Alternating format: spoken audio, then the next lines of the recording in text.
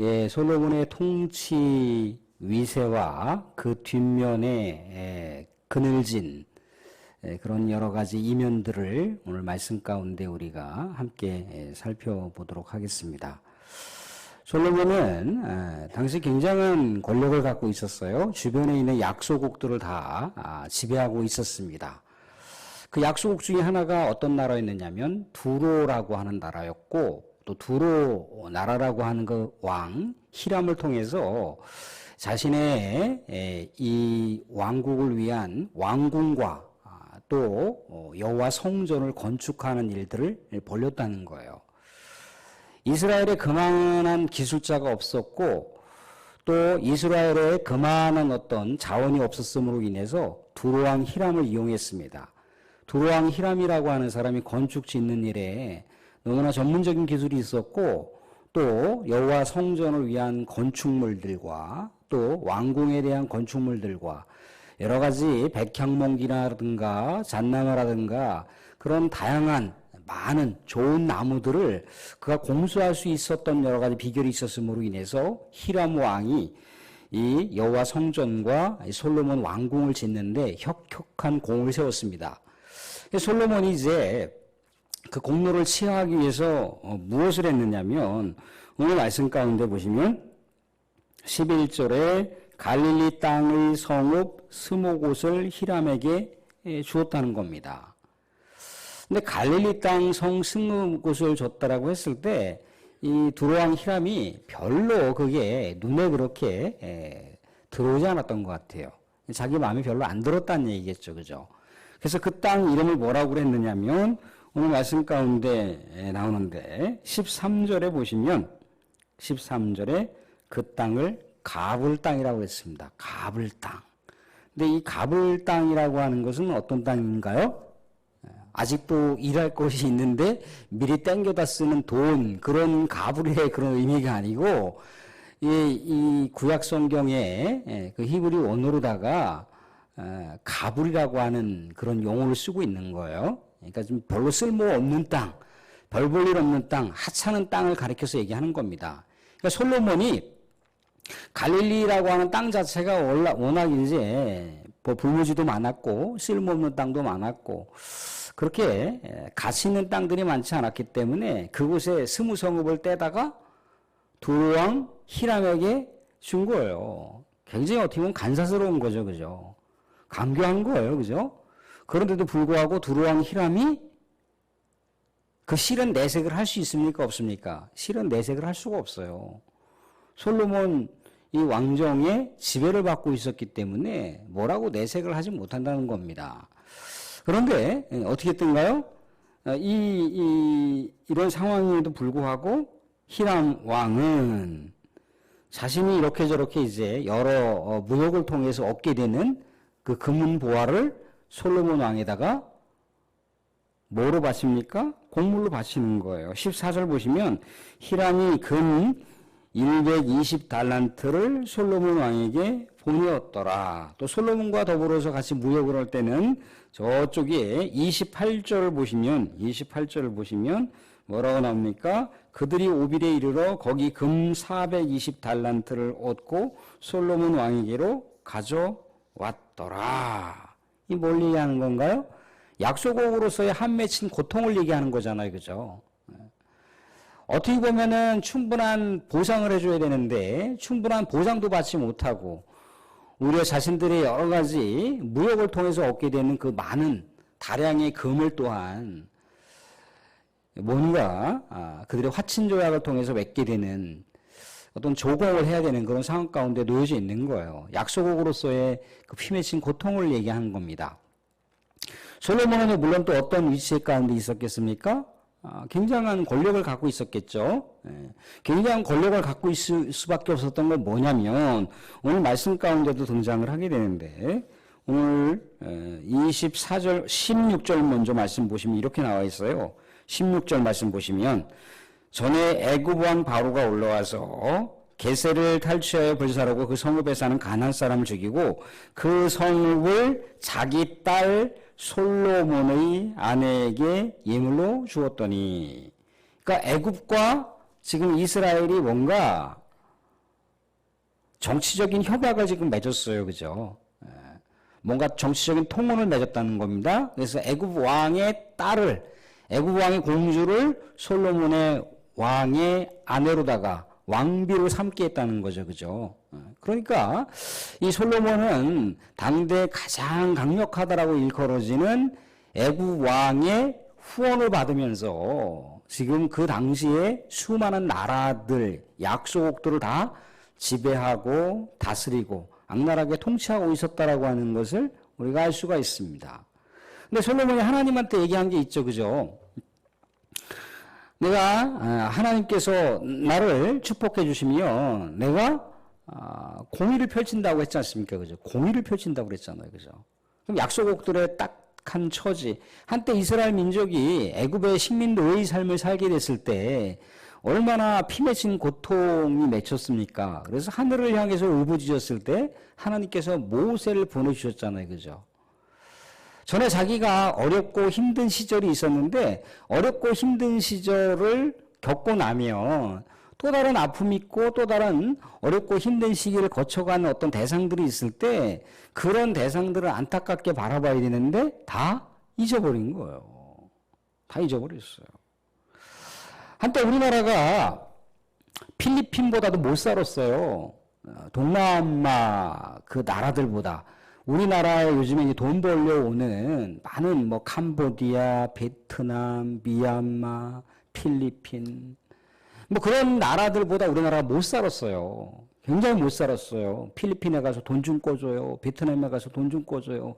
미얀마에 가서 쌀 좀 대주세요. 그랬던 나라가 우리나라예요. 근데 우리나라가 아무튼 하나님의 축복과 또 우리 대한민국의 또 근면한 어떤 그 성실성으로 인해서 이만큼 경제 대국이 되었잖아요. 그죠?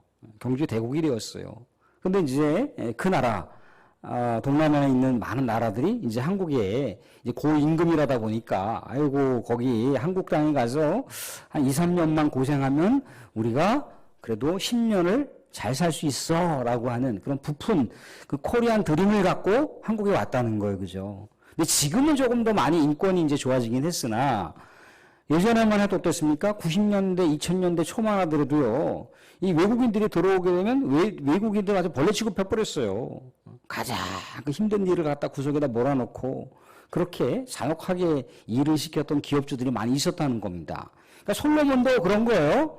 그러니까 이스라엘이 어렵고 힘든 시기를 거쳐서 하나님의 축복을 그만큼 받았으면 우리 자신들의 약소국에 있는 그런 나라들의 딱한 처지와 그 힘겨움들을 조금 더 헤아려줬어야 되는데 그러지 못했다는 거예요. 마치 권력이 남용이 되는 거죠. 그죠? 더욱이 솔로몬이요, 이 엄청난 이 권력을 갖고, 이 권력의 위세를 가지고 뭐를 했느냐면 이런 일을 벌였어요. 15절 보시면 이런 일을 볼 수가 있습니다. 솔로몬 왕이 역군을 일으킨 까닭은 많은 이 지배 약소국들에게 그 인력을 동원해서 뭘 했습니까? 여호와의 성전과 자기 왕궁만 건축한 게 아니고요. 밀로와 예루살렘 성과 하솔과 무깃도와 게셀을 건축하고 뭐 이렇게 저렇게 건축했고요. 또 18절도 보시게 되면은 바알락과 그의 땅에 들어있는 다도물과 19절에는 또 이렇게 나와 있어요. 자기에게 있는 모든 국고성과 병거 성들과 마병의 성들을 건축하고 또 계속해서 건축 이야기가 나와요. 그죠? 근데 이 건축했던 것은 여호와의 성전과 왕궁만 건축한 것이 아니라 많은 병거성, 많은 군사들을 증강시킬 수 있을 만한 그런 필요한 건축들을 건축했다라고 하는 것을 알 수가 있어요. 엄청난 건축 사업을 벌린 거죠. 그죠? 그런데 엄청난 건축 사업을 벌릴 때 그 건축을 할 수 있는 인력을 어디다 동원했냐는 거죠. 이스라엘 사람들은 노예가 아니고 노예로서 일을 시킬 수 없으니까 다른 많은 노예국들, 많은 식민지 속국의 그 인력들을 통해서 건축을 했을 거 아니에요. 그죠? 그러니까 이 건축이라고 하는 게 자기 일이 아니란 말이죠. 그죠? 뭐가 그렇다고 해서 좋은 임금을 받고 건축을 하는 게 아니기 때문에 얼마나 이 약소국들, 이 피지배 민족을 향해서 얼만큼 악랄하게 이렇게 했겠습니까? 그죠? 이렇게 이제 건축 사업을 벌이고 있어요. 그리고 또 하나를 어디를 보시느냐면요. 근데 솔로몬이 이제 한계점을 나타내는 게 어디서 한계점을 나타내냐면 이런 한계점을 갖고 있어요. 16절 다시 보시면 애굽 왕 바로가 자신의 딸을 끔찍히 여겨서 이렇게 저렇게 이제 가나안 땅을 점령했던 땅의 일부를 이제 막 자신의 딸에게 솔로몬의 아내에게 선물로 줬다라고 하는 이야기를 볼 수가 있고요. 오늘 24절을 보시게 되면요. 24절에는 또 이렇게 나와 있어요. 바로의 딸이 다윗 성에서부터 올라와 솔로몬이 그를 위하여 어떠한 궁을 건축했대더라. 그런 얘기를 볼 수가 있습니다. 지금 솔로몬은요. 그의 권력이 하늘 높이 계속해서 치솟아 오르고 있었고요. 또 여러 두로왕 히람이라든가 다른 약소국들을 통해서 많은 금붙이를 모았잖아요. 그죠? 많은 금붙이, 부를 축적할 수가 있었습니다. 그리고 많은 약소국들을 통해서 뭘 했던가요? 군사력을 증강시킬 수 있는 건축물들을, 건축 사업을 그렇게 점점점 확대해 나가기 시작을 했다는 겁니다. 그건 뭘 얘기하는 건가요? 이것은 하나님이 물론 축복해 주신 내용일 수가 있습니다. 솔로몬의 나라가 부국 강병해지었고 솔로몬의 나라가 군사적으로도 다른 나라들이 감히 넘볼 수 없을 만큼 그런 초강력한 국가가 되었다라고 하는 것을 하나님의 축복으로 볼 수도 있어요. 그죠? 또한 이렇게 엄청난 부를 축적할 수 있다라고 하는 것 하나님의 축복일 수가 있습니다. 그런데 솔로몬은 하나님의 말씀을 붙들어야 되고 솔로몬은 하나님을 전심으로 의지하며 하나님께 지혜를 구해야 됩니다. 하나님의 말씀에 순종하는 삶을 살아야 되고 하나님의 뜻을 구하는 삶, 또한 하나님의 뜻을 받들어서 모든 나라의 그 치세를 공의와 정의를 가지고 해야 될 그런 위치 가운데 있는 왕이 솔로몬 왕이에요. 비록 그가 한 나라의 왕이지만 하나님의 그 뜻을 받들어 하나님의 신탁을 받들어서 그가 국정 전반을 운영해야 되는 위치 가운데 놓여 있었다는 거예요. 그런데 이 놀라운 하나님의 축복이 어떻게 될 수 있다는 겁니까? 그의 무너져가는 인본주의 그 모습의 끝자락을 볼 수도 있다는 거예요. 왜 그렇습니까? 솔로몬의 이 왕권을 가지고 행해지는 여러 가지 그 모습은요, 이미 모세오경 이 신명기 17장을 통해서요, 왕은 통치를 할 때 이러한 것들에 사로잡히면 안 됩니다라고 하는 왕의 어떤 덕치적인 그 내용들이 그 안에 피력되고 있습니다. 솔로몬이요, 왕으로서 군사력에 의지하면 안 되는 것이 신명기 17장의 내용이에요. 군사력을 의지하지 말라. 그래서 말을 많이 갖지 말라. 그런 내용을 볼 수가 있습니다. 또 솔로몬에게요, 여러 가지 위험 요소가 있으니 뭐냐면 솔로몬은 왕으로서 부를 의지하지 말라. 금덩어리를 의지하지 말라. 그런 내용을 볼 수가 있습니다. 또 하나 뭐냐면 이방 여인을 가까이 하지 말라. 그런 내용을 볼 수가 있습니다. 이방 여인을 가까이 하지 말라고 하는 건 뭔가요? 이방 여인이 섬기는 우상을 솔로몬이 섬길까봐. 그래서 이스라엘의 왕은 이 세 가지를 분명하게 주의해야 될 것에 대해서 신명기 17장의 율법으로다가 아예 이렇게 다 기록이 되어 있다는 거예요. 왕은 늘 언제나 하나님 말씀을 가까이 해야 되고 하나님 말씀을 순종해야 되고 하나님을 의지하며 기도해야 되는 왕이 되어야 될 것이며, 또한 부를 의지하지 말라, 이방 여인을 의지하지 말라, 군사력을 의지하지 말라. 그 내용이 솔로몬이 따라야 될 율법의 가르침이라는 겁니다. 근데 솔로몬이 점점 이 내용들을 놓치기 시작했다는 거예요. 점점 이 부를 쌓아놓은 것에 부에 사로잡혔고요. 군사력으로 증강해놨던 모든 상황 가운데 군사력에 사로잡혔고요. 또 이방 여인을 그가 아내로 둠으로 해서 이방 여인이 섬겼던 우상을 그가 섬기게 되는 그런 그의 미래의 어두운 그림자가 계속해서 출몰하는 것을 볼 수가 있다는 겁니다. 그런데 솔로몬이 그렇게 한꺼번에 무너지지 않고 한꺼번에 솔로몬 이 왕국이 다 멸망하지 않았던 것은 무엇일까요?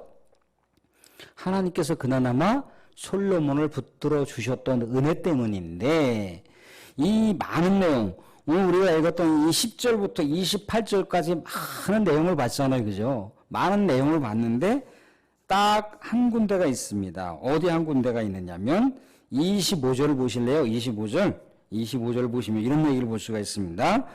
25절은 같이 한번 읽어보겠습니다. 25절 같이 한번 읽어보겠습니다. 같이 시작. 솔로몬이 여호와를 위하여 쌓은 제단 위에 해마다 3번씩 범죄와 감사의 제물을 드리고 또 여호와 앞에 있는 제단에 분향하니라. 거기까지. 솔로몬이 이런 거대한 미래의 어두운 그런 구름을 벌써 다 이미 등에 얹고 있어요. 등에 지금 다 얹혀져 있습니다. 언제 어떻게 그것이 와르르 무너질지 모르는 상황 가운데 있는데, 그나마 그가 멸망하지 않고 무너지지 않고 버틸 수 있었던 건 뭔가요? 솔로몬이 왕으로서 노련했기 때문에, 솔로몬이 수많은 나라들을 지배한 그런 강력한 권력과 군사력이 있어서, 아니면 수많은 나라들과 정력 결혼을 했음으로 인해서 외교적으로 탄탄해서 한꺼번에 와르르 무너지지 않고 서서히 무너졌던가요? 아니죠. 결국 솔로몬이 그나마 하나님을 붙들고 있었기 때문이에요. 솔로몬이 하나님을 붙들고 있었으니까 솔로몬이 한꺼번에 와르르지 않았다는 거예요. 근데 이제 그 다음에가 문제인 거죠. 그죠? 솔로몬의 아들이었던 르호보암의 시기를 보면 완전히 다 무너져 버려요. 그래서 완전히 나라가 이렇게 저렇게 다 갈라져 버리잖아요. 그죠? 12조각이 났고, 이 2조각만 이 남유다에 남아있고, 10조각은 북이스라엘로 갈라지는 민족상전의 비극을 계속해서 보여주는 그 실체가 이제 솔로몬 왕 뒤에 그 아들 때부터 나타나기 시작을 했지 않습니까? 그죠? 사실 오늘 여기서 우리는 뭘 볼 수가 있느냐면요. 하나님께서 우리에게 많은 축복해 주신 내용들이 많이 있어요. 그죠? 근데 축복이라고 하는 것은요, 물론 당대에 끝나지 않고 그게 후세대들이 계속 연결될 수도 있습니다. 꼭 축복이라고 하는 것은요, 내가 지금 살아가는 이 세대에만 받는 것은 아닙니다. 그 축복은요, 후세대들에게 계속 넘어갈 수도 있어요. 그죠? 그렇지만 분명한 건 뭔가요? 후세대들에게도 믿음이 계속해서 상속이 돼야 된다는 거예요. 하나님의 축복이 후세대들에게 계속해서 상속으로 유업으로 넘어가려면 믿음의 후세대들도 어떻게? 믿음에 계속해서 그 위에 부모님들의 믿음을 계속해서 상속으로 받아야 되는 거예요. 그 상속으로 받지 못하면 믿음의 그 근간이 토대가 강력해지게 됐을 때 무너지지 않을 수가 있는데, 믿음의 뿌리가 뽑히기 시작을 하게 되면은 와르르 무너지는 것은 순식간이라는 거예요. 솔로몬이 그랬잖아요. 그죠? 하나님께서 솔로몬에게 항상 뭡니까? 어마어마한 축복을 내가 주마. 그런데 전제가 있다. 뭐예요? 너가 하나님을 전적으로 의지하고 하나님의 말씀을 순종하여 그 말씀 붙들고 살 것에 대해서 우리 하나님께서는 축복의 전제를 깔아 놓았다는 거예요. 사랑하는 성도들, 우리의 가정, 우리의 일터, 우리가 몸담고 있는 그 어떤 곳, 하나님은요, 우리 사랑하는 자녀들에게 축복을 주시기를 원하시는 분이라는 거예요. 그런데 우리가 축복을 받을 만한 자격이 있어서 하나님께서 뭔가 축복을 부어주시는 것이 아니라, 우리는 그만큼 자격은 없지만 우리 하나님께서 그 자격을 뭘로 대체하신다는 거예요? 사랑하는 자녀들의 믿음을 우리의 자격으로다가 바라보신다는 거예요. 눈에 보이는 축복도 그렇지만 눈에 보이지 않는 축복도 마찬가지라는 겁니다. 우리 하나님은 다 필요 없어요. 다 필요 없습니다. 뭘 보는 거예요? 너가 나와 언약의 관계를 맺고 나를 진정으로 하나님 아버지로 가치롭게 여기느냐, 나를 정말 전적으로 믿느냐, 그 믿음의 승부수를 가지고 우리 축복의 승부수가 결판 난다는 거예요. 그렇기 때문에 우리 사랑하는 성도님들, 쉽지 않지만 우리 다들 그러잖아요. 목사님, 아니 권사님, 장로님, 자식 참 내 뜻대로 안 되네요. 다 우리 같은 말을 합니다. 그죠? 같은 말을 해요. 그렇지만 우리 자녀들에게도 축복이, 하나님의 축복이 계속해서 이어지려면 재산만 상속되는 것이 아니라 뭐도 상속이 된다고요? 믿음도 상속이 돼야 되는 거예요. 믿음이 상속이 돼서 그 위에 우리 하나님의 축복이 계속해서 쌓여지고 그게 또 하나님의 영광이 되고 그럴 수가 있다는 겁니다. 솔로몬은 끝내 이렇게 그나마 믿음을 겨우 유지하고 있었던 거를 나중에 다 어떻게 했습니까? 다 잃어버렸어요.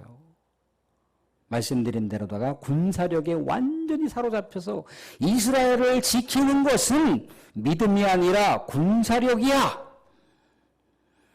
이스라엘을 정말 수많은 나라들에게 강력하게 위세를 떨치게 만들 수 있는 것은 군사력뿐만 아니라 수많은 나라들과 정략 결혼해서 외교력을 떨칠 수 있으면 돼. 거기에다만 완전히 사로잡히니까 하나님을 잊어버렸어요. 하나님 말씀을 잊어버렸습니다. 이방 여인들과 치맛바람에 놀아나다 보니까 이방 여인이 아이고 우리 나라에 한번 가서 장인어른 그 집에 한번 가서 거기서 애굽이 믿는 신도 한번 섬겨보고 뭐 저쪽에 가나안 신들이 믿는 신도 한번 섬겨보고 모두 신도 섬겨보고 어디 신도 섬겨보고 그래봐. 이왕이면 여호와 하나님 한 분을 섬기는 것보다 많은 다신을 섬기는 것이 이 나라를 지키고 당신을 축복할 수 있는 길 아닙니까? 라고 하는 유혹에 넘어가서 그러면 그러볼까? 이쪽 나라의 우상에 가서도 제사, 저쪽 나라의 우상에 가서도 제사. 듣고 보니까 당신이 정말 현명한 그런 처세를 나에게 제공했구려 하면서 우상을 섬기기 시작했어. 그렇지, 하나님만이 유일한 신은 아니지. 그렇게 하다 보니까 하나님은 온데간데 없이 사라지고 하나님의 말씀은 온데간데 없이 사라지고 그렇게 정말 열정을 다해서 하나님을 사랑했던 그 사랑의 열기는 싹 사라지고 아주 냉담해지고 그러다 보니까 뭡니까? 세월이 흘러 인생의 마지막 종착 지점에 딱 가서야 깨닫게 됐다는 거죠. 아이고야, 내가 하나님을 잊어버리니까 이 세상에 그거 다 누릴 거 다 누리고 태평생들을 누릴 거 다 누리고 부귀영화를 다 누려봤는데 하나님 없이 살았던 인생 아무것도 아니었네 라고 그가 전도서를 통해서나 잠언을 통해서 고백하고 있는 내용들을 우리는 볼 수 있지 않습니까? 사랑하는 성도들, 우리가 하나님의 말씀을 순종한다라고 하는 것이요, 우리 일터를 축복받을 수 있는 비결입니다. 우리 가정을 축복할 수 있는 비결입니다.